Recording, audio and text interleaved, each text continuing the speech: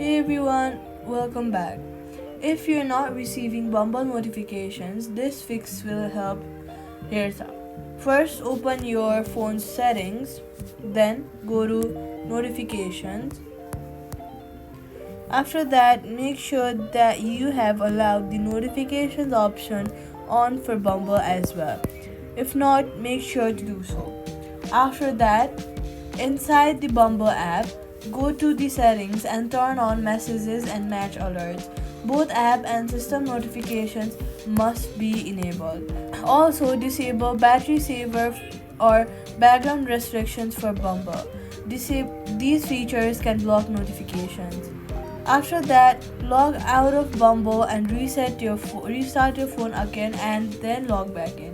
While logging back in, make sure that you're using the previous account that you had recently logged into. This refreshes notification sync.